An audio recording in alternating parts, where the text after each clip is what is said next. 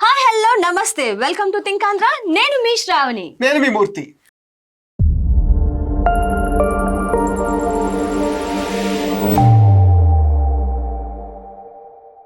మూర్తి గారు, బాలయ్య బాబు అలాగే బోయపాటి కాంబినేషన్ అంటే మనం సింహ చూసాం, లెజెండ్ చూసాం, అఖండ చూసాం, సూపర్ డూపర్ హిట్. మరి ఇప్పుడు అఖండ 2 కూడా వారి కాంబినేషన్ వచ్చింది కదా, ఇది ఎలా ఉంది? అఖండ 2 గురించి ఫస్ట్ మాట్లాడుకోవాలంటే 2 విషయాలు చెప్పాలి. బోయపాటి బాలయ్య అంటే ఈ 2 మాస్ కాంబినేషన్స్ కలిస్తే బాక్స్ ఆఫీస్ కలెక్షన్ల గల్లంత. అది మనం సింహ సినిమా నుంచి చూసుకుంటూ వచ్చాం. ఒకప్పుడు బాలయ్యకి హిట్ కావాలి అంటే బోయపాటి రావాల్సిందే అని ఒక మాట ఉండేది. కానీ ఇప్పుడు ఏమైందంటే సీన్ రివర్స్ అయిపోయింది. బోయపాటికి హిట్ ఇవ్వాలంటే బాలకృష్ణ ఉండాల్సిందే. ఎందుకంటే ఈ సినిమా గురించి ఎందుకు పర్టికులర్ గా మాట్లాడుతానంటే ప్రతి సినిమాని ఈ హీరో చేస్తే బాగుంటుంది, ఆ హీరో చేస్తే బాగుంటుంది అని కొన్ని లెక్కలు ఉంటాయి. కానీ బోయపాటి కాంబినేషన్ లో బాలయ్య తప్ప ఇంకెవరు సినిమా చేసినా అది జనం యాక్సెప్ట్ చేసే స్టేజ్ లో లేరు. ఎందుకు అంటే కొన్ని బాలకృష్ణ చేస్తేనే చూడాలి అని జనం అనుకుంటారు. ఇప్పుడున్న ఈ అఖండ సినిమా గురించి ఫస్ట్ మనం మాట్లాడుకున్నట్లయితే అఖండ 2 తాండవం, ఈ తాండవాన్ని బాలకృష్ణ కాకుండా వేరే ఏ హీరో చేసినా నెట్టింట్లో విపరీతంగా ట్రోల్స్ చేస్తారు. ఎందుకంటే ఆ టైప్ ఆఫ్ కంపోజింగ్స్ ఉంటాయి, ఫైట్ కంపోజింగ్ కావచ్చు, కాకపోతే ఎక్స్ప్రెషన్స్ కావచ్చు. ఎందుకంటే అది ఆ బాడీ, ఆ విగ్రహం అంటారు కదా, ఆ విగ్రహం బాలయ్యకు మాత్రమే, బోయపాటికి మాత్రమే సింక్ అయితే చెప్పాలి. ఇక ఈ సినిమా రిలీజ్ అయ్యింది ఎలా ఉంది అంటే ఒక్కొక్కళ్ళు ఒక టాక్ చెప్తున్నారు. కొంతమంది ఏమో ఫ్యాన్స్ టాక్ ఫస్ట్ మనం తీసుకున్నట్లయితే బొమ్మ బాక్స్ బద్దలైపోయింది, సినిమా సూపర్ డూపర్ హిట్ అంటే. కామన్ ఆడియన్స్ అయితే ఓకే చల్తా అన్నారు. ఇంకొంతమంది అయితే దీనికంటే అఖండానే బాగుంది అని ఇలా 3 టాక్లు అయితే వినిపిస్తున్నాయి. కానీ ఈ ఓవరాల్ ఈ టాక్స్ అన్ని పక్కన పెట్టి సినిమా నేను చూశాను, నాకు అనిపించిన ఎక్స్ప్రెషన్ అంటే థియేటర్ లో ఆడియన్స్ కి ఏవైతే గూస్ బంప్స్ తీసుకొచ్చినాయి లేకపోతే సీన్స్ కానీ నాకు అనిపించినవి ఈ రోజు మీతో షేర్ చేసుకుంటాను. ఫస్ట్ ఆఫ్ ఆల్ ఈ అఖండ సినిమా గురించి మాట్లాడుకుంటే సినిమా స్టార్ట్ చేసిన విధానం బోయపాటి. అఖండ ఇప్పుడు 2021లో వచ్చింది, ఇప్పుడు మళ్ళీ 2024. ఈ మధ్యలో అఖండ సినిమాని చూసిన వాళ్ళు ఉండొచ్చు, రిపీట్ చేసిన వాళ్ళు ఉండొచ్చు, మర్చిపోయి ఉంటారు. సో వాళ్ళ కోసం అని ఒక 6 మినిట్స్, ఒక 5 మినిట్స్ అఖండాలో ఏం జరిగింది అన్నది ఒక రీక్యాప్ వీడియోలో తీసుకొచ్చి కథ ఎక్కడైతే ఆగిందో అక్కడే మొదలు పెట్టాడు బోయపాటి. ఆ పాయింట్ నాకు చాలా ఇంట్రెస్టింగ్ అనిపించింది. అండ్ ఎందుకంటే కథ డ్రైవ్ అవడానికి చాలా కనెక్టివిటీ ఇచ్చింది. దాని తర్వాత నుంచి చాలా సేపు వరకు స్క్రీన్ పైన ఈ ఓవరాల్ సినిమాలో ఈ అఖండ 2లో బాలకృష్ణ, అది మురళీకృష్ణ క్యారెక్టర్ కావచ్చు లేకపోతే సికిందర్ అఘోరా క్యారెక్టర్ కావచ్చు, స్క్రీన్ ప్రెసెన్స్ ఎక్కువగా కనిపించదు.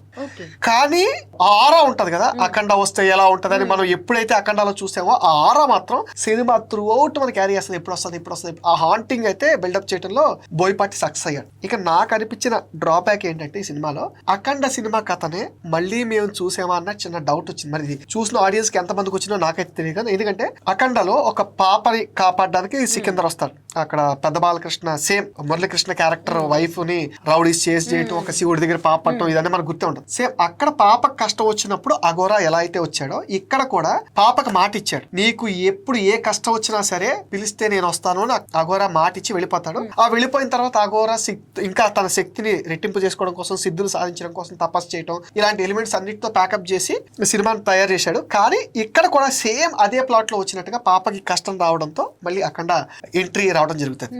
ఓకే, అంటే ఇప్పుడు అఖండ 2లో ముఖ్యంగా ఒక హైందవ ధర్మం గురించి, దేశం కోసం, దేశాన్ని ప్లస్ హైందవాన్ని 2 కలిపి చూపించారు అని చెప్పి టాక్ వినిపిస్తుంది. అంటే ఆ చూపించిన విధానం ఎలా ఉంది? ఇక్కడ మనం చెప్పుకోవాల్సిన మంచి పాయింట్ ఏమైనా ఉందంటే ఇదే. ఎందుకంటే ఈ మధ్యన మన పవన్ కళ్యాణ్ గురించి తెలుసు, సనాతన ధర్మం గురించి ఎక్కువ మాట్లాడుతూ ఉంటారు. ఆయన రీసెంట్ గా చేసిన హరిహర వీరమల్లో కూడా ఈ సనాతన ధర్మం టాపిక్ పైనే మాట్లాడారు. ఆ ఛాయిలో కొద్దిగా సినిమా నడిపించారు.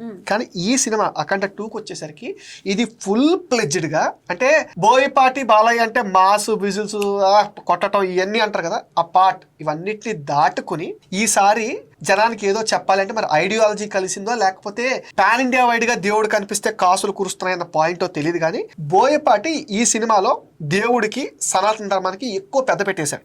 అంటే మామూలుగా హీరోని పీక్స్ లో ఎలివేట్ చేయటం బోయపాటికి వెనతో పెట్టిన విద్య.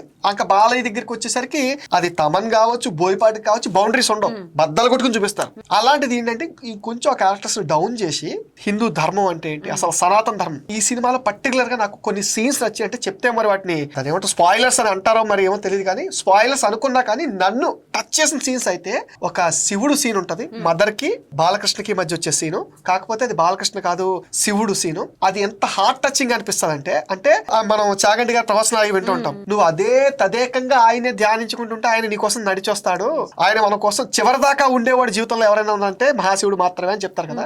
ఆ పాయింట్ ని బోయపాటి ఎగ్జిక్యూట్ చేసిన థియరీ అయితే ఫిదా అని చెప్పాలి. బోయపాటి గారు ఈ విషయంలో మీకు 100 మార్క్స్, ఎందుకంటే ఆ సీన్ అయితే భలే టచ్ చేసింది. ఇక అలాంటి సీన్స్ కొన్ని ఉన్నాయి. గుడుల దగ్గరకు వచ్చేసరికి ఒక గుడిని అంటే దేవుడు లేడు, ఈ సినిమా కథని ఎట్లా డ్రైవ్ చేశారంటే దేవుడు లేడు దేవుడు రాడు అనుకున్నప్పుడు భగవద్గీతలో ఒక శ్లోకం ఉంటుంది, నా అవసరం ఎప్పుడైతే ఉందో నేను అప్పుడు వస్తాను, అది ఏ రూపంలో వస్తాను అన్నది మీకు తెలియదు.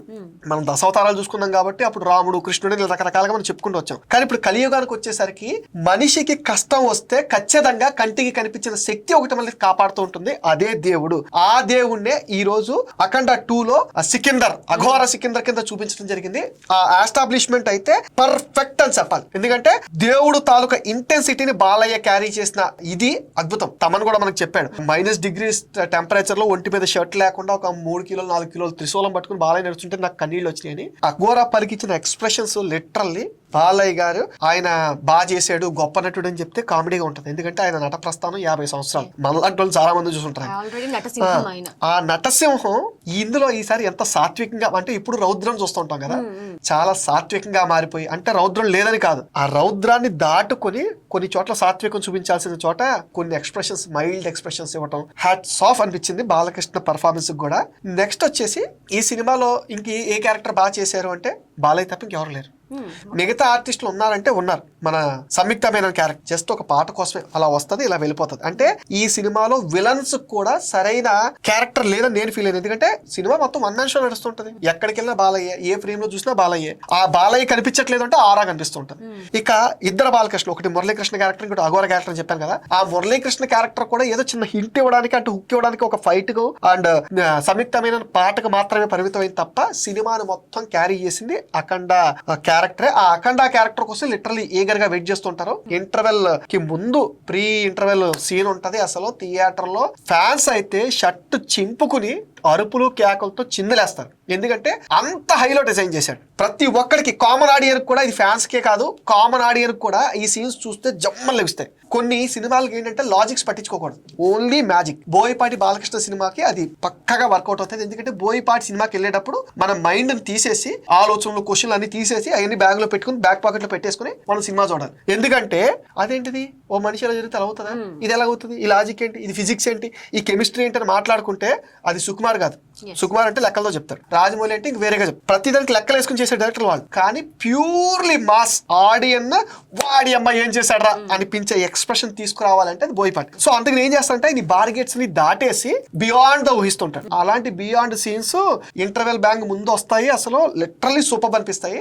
అందులో లాజిక్స్ ఎత్తుక్కోకూడదు. అండ్ మనం ట్రైలర్ లో కూడా టేజర్ ఒక షార్ట్ చూసాం, దిష్టి తీసే షార్ట్. అది థియేటర్ లో దానికైతే అరుపులు కేకలు మనం ట్రైలర్ లో టీజర్ లో ఏమైతే చూసామో సినిమాలో అవే ఉన్నాయి. అంతకు మించి సినిమాలో ఏం లేవు. కానీ ప్రతి 10 నిమిషాలకు ఒకసారి హైని బిల్డప్ చేయడంలో బోయపాటి బాగా సక్సెస్ అయ్యాడు. అండ్ నా పర్సనల్ గా నాకు అనిపించింది ఏంటంటే ఇంకా బోయపాటి తన స్టైల్ మార్చాల్సిన టైం వచ్చేసింది. ఎందుకు అంటే మనం సింహ చూసాం, లెజెండ్ చూసాం, అఖండ చూసాం, ఇప్పుడు అఖండ 2 చూసాం. ఈ అన్నిట్లో కామన్ గా బాలయ్యని ఎలా ఎలివేట్ చేయాలని దానిపైన ఫోకస్ పెట్టాడు. అండ్ అఖండలో కథకి ఎక్కువ ఫోకస్ పెట్టాడు. మదర్ సెంటిమెంట్, ఆ డ్రైవ్ కామన్ ఆడియన్స్ ని థియేటర్ కి పరుగులు పెట్టించేలా చేసింది. ఆ దాని రిజల్టే కరోనా టైంలో మనకి 2021లో కరోనా తగ్గింది, థియేటర్ కి రమ్మంటే ఎవరు వచ్చేవాళ్ళు కాదు. అలాంటి టైంలో డిసెంబర్ 2వ తారీఖున 2021లో రిలీజ్ అయ్యి థియేటర్ కి జనం అంతమంది బారులు తీసారంటే కారణం ఏంటంటే ఇలాంటి మాస్ పల్స్, ఎమోషన్ టచ్ చేయటం వల్ల మళ్ళీ క్రౌడ్ పుల్లింగ్ గా మారింది ఈ సినిమా. సో మళ్ళీ అదే సినిమాకి సీక్వెల్ అనేసరికి ఎక్స్పెక్టేషన్స్ చాలా హైలో ఉంటాయి. కానీ బోయపాటి ఏం చేశాడంటే కథ పైన ఫోకస్ పెట్టకుండా ఓన్లీ సీన్ల పైన మాత్రమే ఎక్కువ ఫోకస్ పెట్టాడు. అది కంప్లీట్ గా